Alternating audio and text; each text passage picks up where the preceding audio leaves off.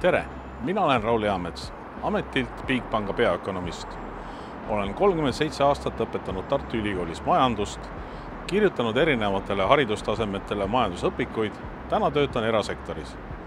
Bigbanka Majandusakadeemia on mõeldud eelkõige neile, kel ei ole majandusalaseid teadmisi.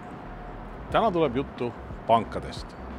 Pangad on rahanduse valdkonnas tegutsevad ettevõtted, kelle eesmärk on oma omanikele kasumit teenida. Eraettevõtte eesmärk on alati kasumi teenimine. Aga kuidas pankade kasum tekib? Pankade põhitegevus on raha vahendamine nii üksikisikutele kui ettevõtetele. Mida see tähendab?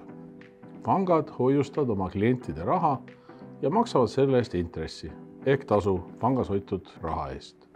Tavainimesel on reeglina võimalik oma raha paigutada panka kas jooksvale hoiusele või tähtajalisele hoiusele. Jooksev hoiuselt on võimalik igal hetkel raha välja maksta, sellepärast on ka sellelt makstavad hoiuseintressid väga madalad. Tähtajalise hoiuse puhul pannakse raha panka mingiks konkreetseks ajaks ja pank eeldab, et selle aja jooksul inimene seda raha välja ei võta. Seetõttu on ka tähtajaliste hoiuste intressid kõrgemad. Sarnaselt käituvad pangad ka ettevõtetega ja nende hoiustega. Intresside maksmine hoiuste eest on pangale kulu. Aga millest siis tekib panga tulu? Panga teine väga oluline funktsioon on inimestele ja ettevõtetele laenu andmine. Laenamise eest küsitakse omakorda tasu ehk maksta tuleb laenuintressi. Laene on väga erinevaid, tavapärasemad on igasugused eluasemelaenud, tarbimislaenud, ärilaenud ettevõtetele ja nii edasi. Kõikidel neil on oma hind ehk intress. Hoiustel toitava raha eest makstava intressi ning laenamisest saadud intressi vahe moodustabki panga kasumi.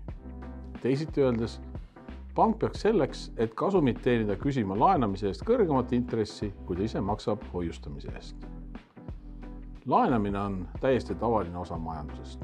Valdav osa suuremaid ettevõtteid on oma tegutsemise ajal laenanud pankadelt raha, et investeerida tootmise laienemisse, minna uutele turgudele ja paljudel ettevõtetel on pangas oma laenulimiit, millega finantseeritakse näiteks tooraine ostmist. Vastavad kulud intressimaksete näol on juba ettevõtte eelarvesse sisse arvestatud. Samamoodi käituvad inimesed, kes näiteks oma kodu ostmiseks pangalt kodulaenu võtavad. Intressikulud arvestatakse pere eelarvesse ning tavaliselt mida pikemaks ajaks laen võetakse, seda väiksemad on ka laenu kuised tagasimaksed. Intress on seega raha hind, nii nagu on hind igal kaubal.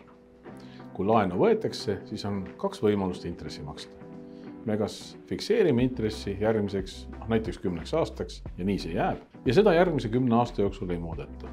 Tavaliselt on fikseeritud intress natuke kõrgem hetkel kehtivatest intressidest, sest nii kindlustavad pangad ennast võimalike intressi languste vastu tulevikus.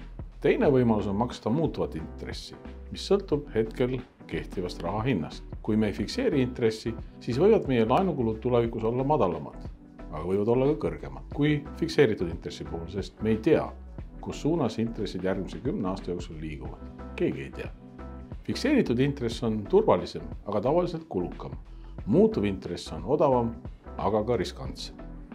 Lisaks intressitulude teenivad pangad ka raha näiteks ülekannete tegemise eest, samuti valuuta vahetamise eest, aga põhikasum tuleb siiski intressidest.